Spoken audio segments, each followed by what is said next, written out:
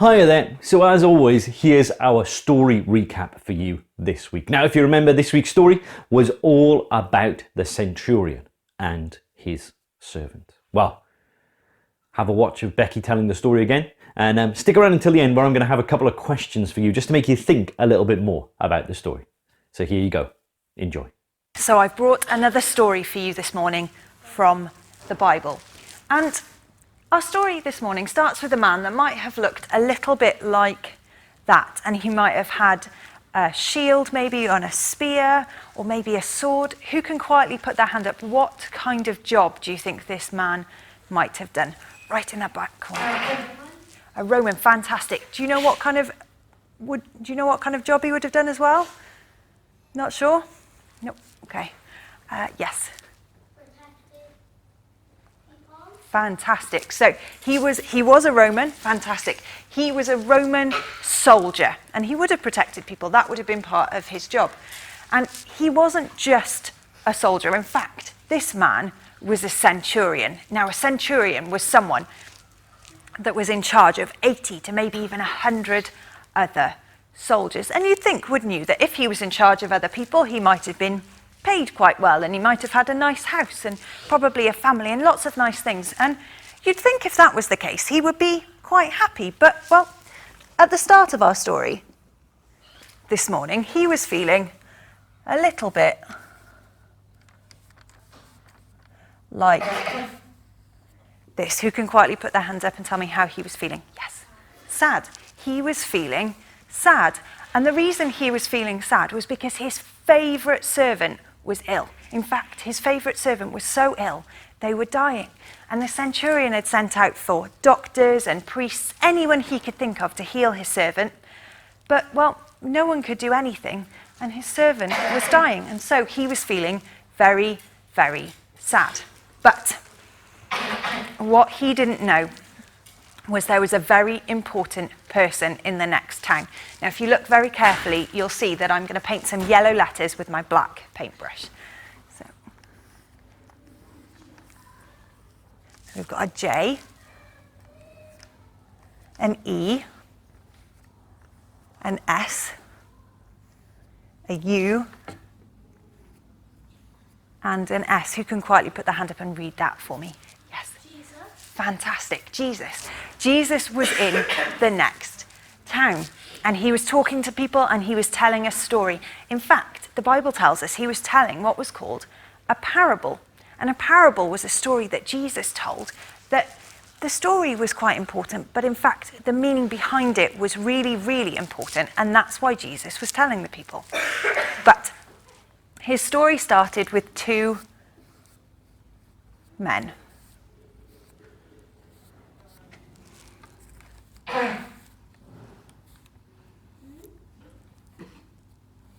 And these two men had decided that they were each going to build themselves a house.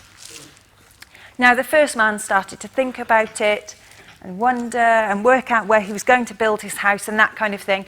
And then he started to dig and dig and dig a bit more, which seems a bit strange, doesn't it? Because when you think of building a house, you think of building up, not digging down. But you see, the man knew that to make sure his house was built really, really well, he had to dig down to get to some hard rock to make sure his house was built on a good foundation. And once he'd got down and to the hard rock and made sure the house had a good foundation, he started to build up. And he added a door and a window as well, because it wouldn't be a house without a door and a window. Now, the second man, he started to think about his house as well and what he was going to build and where he was going to build it. And he started to think, oh, that's a lot of hard work. I don't think I'm going to do that. And so instead of building it on some hard rock, he decided he was going to build it on some soft ground because, well, it was easier to build there. It wouldn't be so much hard work. And then he added a door and a window as well. Now, the first man had done what he knew he needed to do. But the second man, well, he did less than he should have done. And less than makes me think of, well, a take-away sign. And you know, sometimes we can be a bit like that as well, can't we? Our mums or dads or our teachers or those kind of people ask us to do something and we go, oh, I don't want to do that. And so instead of doing it, we move really slowly. Or we even find something else to do so that we don't have to do what we've been asked to do. And you know, the Bible tells us that when we don't do the things we know we should do, it's the same as when we do the things we know we shouldn't do. And you know, the Bible calls that sin. But there was a way to solve that, but we'll come back to that in a bit. Now, Jesus was still telling his story, and he said that the skies got darker, and it started to get windier, and then it started to rain. And rain.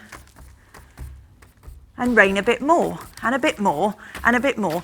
In fact, there was a great big storm, and it was windy and rainy, and one of the houses was all right. It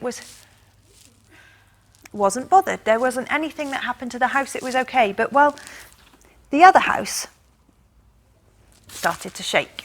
It started to rumble. And the second house fell down. Because you see, it wasn't built on good foundations. The first house, the man had made sure his house was built on good foundations, but the second house, it wasn't built on good foundations and it fell down. Now, the reason Jesus was telling the people this story was to remind them to build on good foundations as well.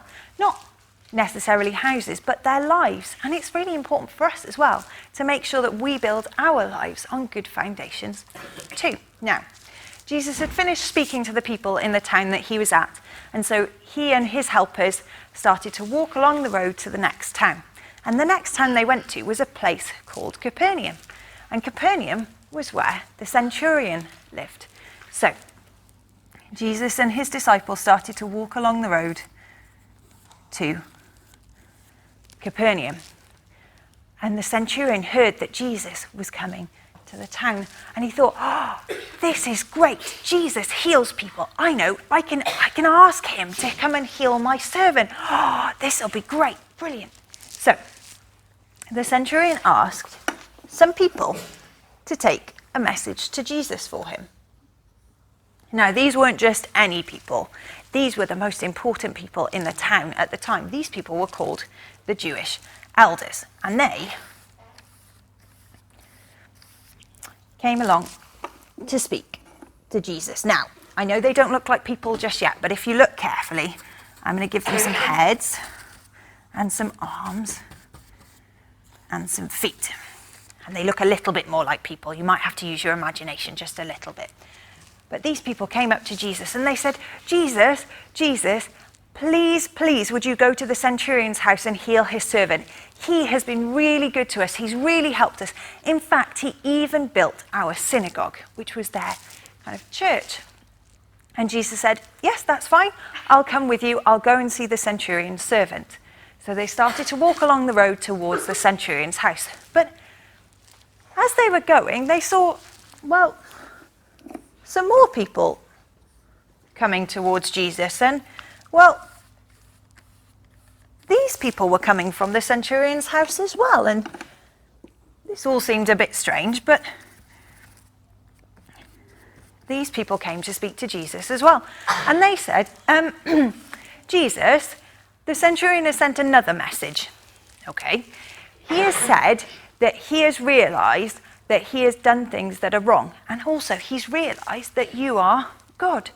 And so if you're God and he's done things that are wrong, then he knows that, well, he's not good enough for you to come into his house. Because you see, the centurion had realized the bad things that he had done, well, they divided him from Jesus, from God. But the centurion knew something else as well. He knew that he was quite important, and if he told his soldiers to do something, they would have to go and do it. And if he told them to go somewhere else and do something else, they would have to do that as well. And you see, the centurion realized that he had power, But because Jesus was God, he had so much more power that Jesus didn't even need to come into his house. He could just say that his servant would be healed, and he would be healed. And Jesus said, wow, I haven't seen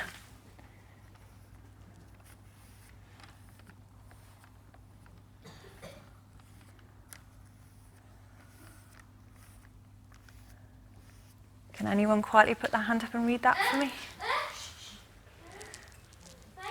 Fantastic faith. I haven't seen faith like that in all of Israel. Because you see, the centurion had put his faith in Jesus. And faith means that the centurion had put his trust in Jesus. He believed that if Jesus said something, Jesus would keep his promises. And you know, the Bible tells us that a little while after this story, Jesus was going to do something really important. Now, Christians celebrate it at this kind of time of year. So can anyone quietly put their hand up? Do you know what Christians celebrate? Oh, I think it's next month. It's the reason that you guys have a holiday next month. Yes. Easter. Fantastic. Christians celebrate Easter. And the reason Christians celebrate Easter is because we celebrate how Jesus went to die on a cross. But the thing that Christians celebrate at Easter, because that's what we celebrate on Good Friday, we celebrate how Jesus, who told people he was going to die on a cross, but he said he was going to come back to life. And Christians celebrate on Easter Sunday how Jesus, 3 days later, came back to life. Now, it seems a bit strange, doesn't it, to go and die on a cross, especially because Christians believe Jesus never did anything that was wrong. But the Bible tells us that Jesus was doing that, not for anything he'd done wrong, but for the wrong things that we've done that divide us from God. So that if people say they're sorry and put their trust in Jesus, they can be friends with God again. Now, Jesus said that the centurion's servant would be healed. Now, these were very important people. So I don't think they would have turned around and run back to the centurion's house, but I think they might have walked quite quickly. So I think they would have turned around after Jesus said that the servant was going to be healed, and they would have walked very quickly back to the centurion's house to see if what Jesus said had happened. And as they got a bit closer, they saw the centurion stood outside the doorway. And as they got a bit closer again, they could see that the centurion had a great big smile on his face. And he had a great big smile on his face because Jesus had kept his promises. He had put his faith in the right person. Now, it's really important that we do that as well. We make sure we put our faith in the right people as well, that we do what is asked of us, and we make sure we build our lives on good foundations as well. I hope you enjoyed that story as much as you did the first time, if not even more. So here's a couple of questions just for you to think about. Now, in the story, Jesus tells a story, doesn't he, about a wise builder and a foolish builder, and how the foolish builder didn't build his house on the right foundation. But what is the best foundation for us to build our life upon? We want to be like a wise builder, don't we? Not like the foolish man whose house fell down. Now then, the centurion didn't feel that Jesus could go to his house, because the centurion didn't think he was good enough for Jesus to come into his house. Now, Jesus' house, Jesus' home is in heaven. How, when we do things that are wrong, can we be made good enough to get into Jesus' home?